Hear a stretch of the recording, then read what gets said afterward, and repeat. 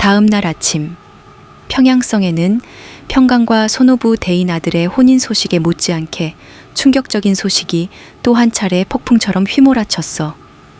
바로 온달과 태자딸 수아의 혼례였지.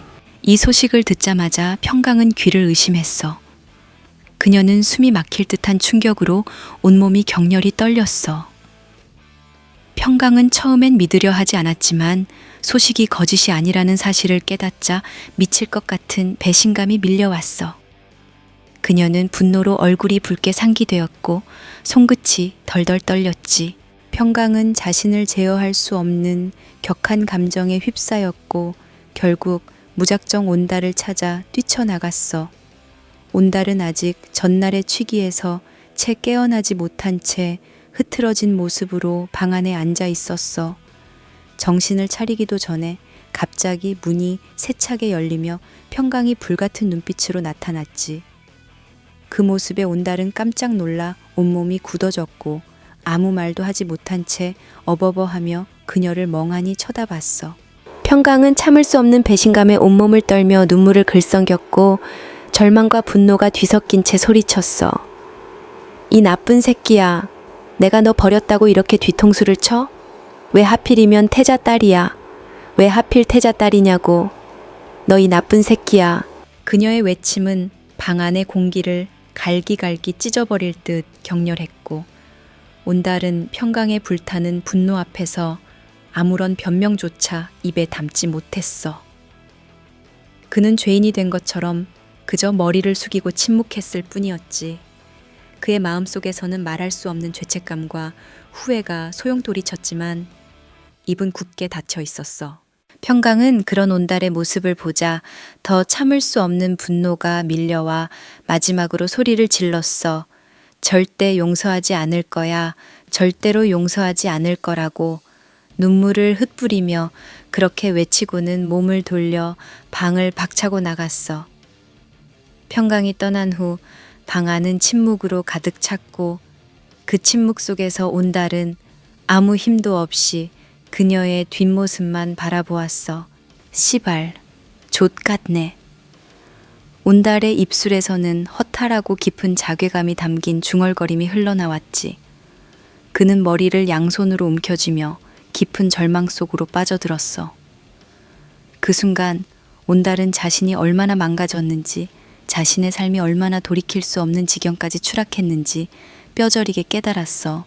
평강과의 모든 것이 산산이 조각나버렸고 이제 자신은 다시는 그녀의 신뢰와 사랑을 회복할 수 없다는 걸 알았으니까. 그가 그렇게 믿고 의지했던 평강이 이제 완전히 멀어진 걸 느끼자 온달의 심장에는 날카로운 비수 같은 고통이 밀려왔어. 그의 가슴 속엔 어리석음에 대한 후회와 배신당한 고통, 그리고 무엇보다 자신을 배신하게 만든 태자에 대한 깊고도 끈질긴 증오가 가득 차올랐지. 온달은 방 안의 차가운 바닥에 무릎을 꿇고 주저앉았어. 온몸이 무겁고 숨쉬기조차 힘들었지만 그에게 닥친 가장 큰 고통은 외로움이었어. 자신이 지켜왔던 모든 명예와 사랑이 한순간에 무너져 버렸다는 사실이 그를 무섭도록 외롭게 만들었지. 텅 빈 방 안에서 그는 가슴이 찢어질 듯한 슬픔과 절망으로 어깨를 떨며 깊은 울음을 터뜨렸어. 그가 흘리는 눈물 속에는 다시는 돌이킬 수 없는 상처와 후회가 섞여 있었지. 평강을 잃은 온달은 이제 더 이상 자신이 누구인지, 어디로 가야 하는지도 알 수 없었어. 그렇게 온달은 모든 것을 잃고 혼자 방 안에서 깊은 어둠 속으로 빠져들었고 그의 가슴 속엔 오직 후회와 슬픔, 그리고 사무치는 외로움만이 메아리처럼 남아 있었어. 평강이 방을 박차고 떠난 지 얼마 지나지 않아 수아도 조용히 방 밖으로 걸어 나왔어. 그러나 온달이 마주한 그녀의 얼굴은 방금 전과는 완전히 달랐지. 조금 전까지 눈물 젖은 눈으로 그를 껴안고 있던 수줍은 소녀는 더 이상 없었어. 그녀의 표정은 냉담하고 날카로웠으며 차갑고 경멸 어린 눈빛으로 온달을 내려다보고 있었지. 그 모습에 온달은 깜짝 놀라 당황했고 순간적으로 마음속 깊이 죄책감과 혼란이 뒤섞였어. 그는 조심스럽게 입을 열었지. 낭자, 어디 가시는 겁니까? 수아는 그의 말을 듣고 잠시 차가운 웃음을 터뜨렸어. 짧고 냉소적인 헛웃음이었지. 그녀의 입술 끝에서 흘러나온 목소리는 더없이 냉랭했어. 집에 가야죠. 온달은 그녀의 말을 제대로 이해하지 못한 듯 혼란스러워했지. 머릿속이 어지럽고 복잡했어. 집에 간다니요? 그게 무슨 말입니까? 수아는 비웃는 듯한 눈빛으로 온달을 차갑게 바라보았어. 그녀의 얼굴엔 더 이상 아무런 온기도 남아있지 않았고 싸늘한 말투가 그의 가슴을 파고들었어. 설마 제가 정말 당신과 혼례를 올릴 거라고 생각한 건 아니죠? 당신 정말 착한 거예요? 아니면 그저 멍청한 거예요? 당신에게 있는 것이라곤 그저 칼 쓰는 재주 하나뿐인데 내가 무엇을 믿고 혼인을 맺겠어요? 언제 전쟁터에서 목숨을 잃을지 모르는 장수 나부랭이란겨? 온달은 어리 빠진 채 수아를 멍하니 쳐다볼 수밖에 없었어. 그의 눈빛엔 충격과 자괴감이 깊이 서렸지. 수아는 그런 온달의 표정을 보자 잠시 비웃으며 말을 이었어. 평강곤영과 당신의 사이가 완전히 갈라졌으니 이제 내 목적은 달성한 셈이에요. 당신은 당신 갈 길 가세요. 난 이제 내 집으로 돌아가야 하니까요. 난 더 이상 이곳에 있을 이유가 없어요. 그 말이 끝나자 수아는 매몰차게 몸을 돌려 돌아섰어. 발걸음엔 단 한 치의 미련이나 망설임도 없었고 그녀는 뒤도 돌아보지 않은 채 성큼성큼 사라져 버렸지. 방금 전까지의 따뜻한 숨결과 속삭임은 온데간데 없었고 오직 냉담함과 차가운 현실만이 남았어. 온달은 홀로텅 빈 방 안에 서서 멀어지는 수아의 뒷모습을 바라보며 아무 말도 하지 못했어. 그의 가슴 속에서는 분노와 배신감, 슬픔과 후회가 미친 듯이 휘몰아쳤지. 하루아침에 두 여자에게 철저히 버림받은 그는 텅 빈 방 한가운데 서서 그저 하늘을 멍하니 올려다보았어. 자신의 어리석음이 너무도 원망스럽고 초라했지. 그의 입에서 씁쓸한 중얼거림이 흘러나왔어. 씨발 진짜 내가 이렇게까지 바보였나. 그 순간 온다른 세상 그 어디에도 자신을 이해하거나 위로할 사람이 없다는 걸 절실히 깨달았어. 그를 사랑했던 여자와 자신이 믿었던 충성이 모두 허무하게 사라져 버렸고 오직 싸늘한 고독과 어두운 현실만이 그의 주변을 감쌌지. 텅 빈 방에서 혼자 남겨진 온달은 슬프고 비참하게 무너져 내렸어. 그의 가슴엔 오직 상처와 절망, 그리고 깊은 후회만이 가득 차 있었고 온달은 그날 밤 그렇게 쓸쓸히 홀로 남겨졌어. 그 누구도 그의 아픔을 알지 못했고 그에게 남은 것은 이제 차갑고 잔혹한 현실뿐이었어. 태자는 조용히 창가에 서서 평양성의 분주한 거리를 내려다보았어. 길거리에는 상인들의 활기찬 소리와 백성들의 소란스러움이 뒤엉켰지만 그의 귀에는 아무 소리도 들리지 않았어. 태자의 얼굴에는 만족스럽고 서늘한 미소가 떠올랐지. 이번 일로 평강이 손오부와 손을 잡은 것이 정치적으로 어느 정도 위협이 될 수 있었지만 그에게 더 중요한 목표는 이미 달성했으니까. 바로 평강 옆에서 날카롭게 빛나던 군부의 검, 온달을 그녀의 곁에서 떼어놓는 것이었지. 그래 평강, 네가 아무리 강하고 똑똑하다고 해도 온달이라는 검 없이는 그저 이빨 빠진 호랑이에 불과한 거지. 태자는 차가운 웃음과 함께 술잔을 천천히 들어 입가로 가져가며 혼잣말처럼 중얼거렸어. 그에게 온달이란 존재는 단독으로는 그리 두려운 상대가 아니었어. 온달이 가진 무력과 용맹함은 인정할 수밖에 없었지만 온달 혼자라면 언제든지 제어 가능했지. 그가 진정으로 두려워한 건 오직 온달이 평강의 곁에서 그녀를 강력히 지탱하고 있었을 때였어.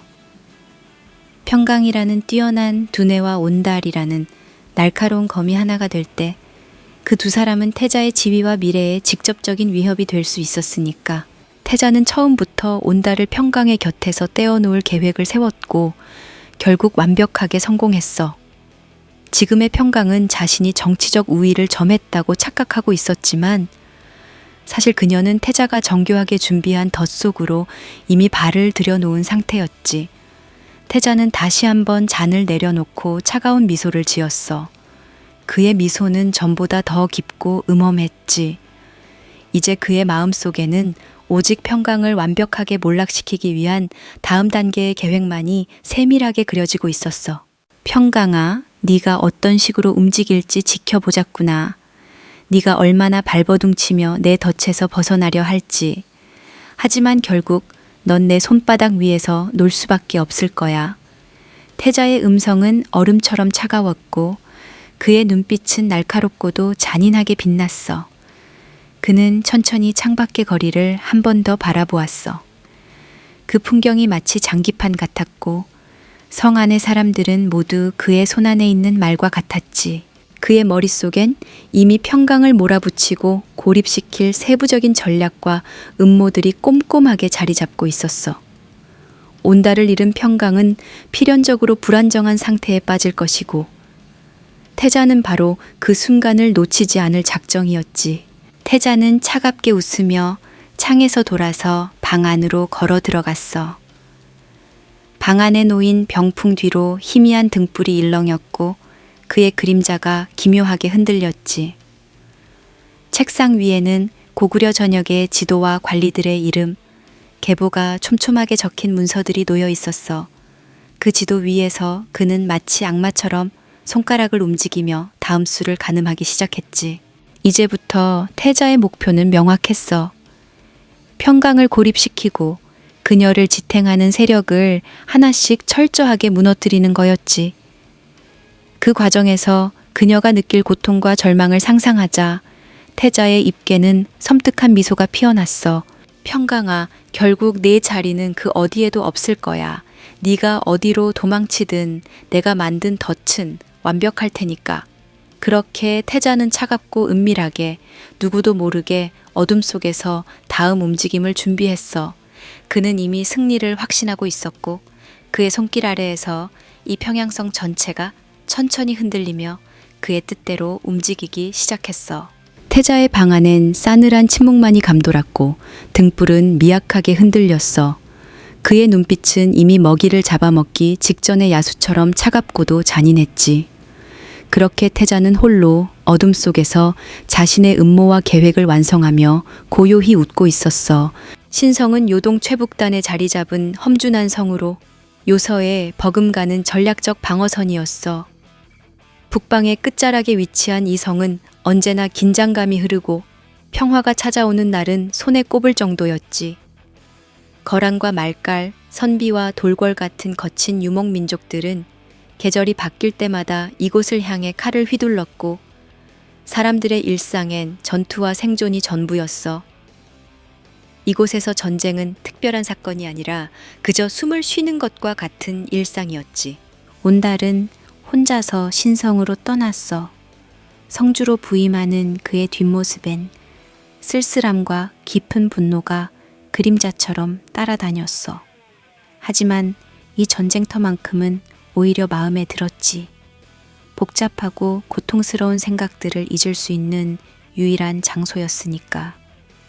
자신을 버린 평강과 자신을 철저히 이용하고 비웃었던 태제에 대한 분노. 그 모든 감정을 씻어내기 위한 무대가 필요했던 온달에게 신성은 최적의 장소였어. 부임하자마자 온달은 단 하루도 쉼 없이 병사들을 훈련시켰어. 그의 훈련은 혹독하고 거칠었으며 병사들은 처음엔 혹독함에 불평을 토로했지만 금세 달라졌지. 그들은 곧바로 온달의 무시무시한 전투 능력과 통솔력을 몸소 체험하고 그를 따르기 시작했어. 신성의 병사들은 머지않아 삼조고 전사 못지않은 강인함과 용맹함을 갖춘 정예 부대로 거듭났고 그들은 온달의 칼끝을 따라 어떤 죽음의 전장이라도 두려움 없이 뛰어들 준비가 되어 있었지. 적들이 쳐들어올 때마다 온달은 병사들을 기다리지 않고 가장 먼저 성문을 박차고 뛰쳐나갔어. 칼을 높이 치켜들고 거칠게 포효하며 적진으로 돌진했지. 그의 눈빛은 이제 평강과의 상처, 태자의 배신, 이 모든 것에서 벗어나 오직 전장의 광기와 분노만으로 불타올랐어. 모조리 쓸어버려라. 이 성 앞에서는 살아서 돌아가는 적이 단 한 명도 없게 하라. 온달의 목소리는 신성의 병사들의 피를 끓게 만들었고 그의 외침을 따라 병사들은 적을 향해 용맹하게 달려갔어. 온달이 휘두르는 칼날은 광기 어린 힘으로 적의 방어선을 거침없이 부수며 나아갔고 그의 발밑에는 언제나 적들의 피가 강물처럼 흘렀어. 적들은 온달의 압도적인 힘과 기세 앞에서 공포에 질려 도망쳤지만 그들에겐 숨을 곳이 없었지. 신성은 온달의 승리를 통해 점점 더 강력한 방어선으로 성장해 갔어. 수많은 전투가 벌어졌고 적들은 이제 온달의 이름만 들어도 두려움에 떨기 시작했지. 신성의 붉은 전사, 온달이 오면 적들은 살아 돌아갈 수 없다.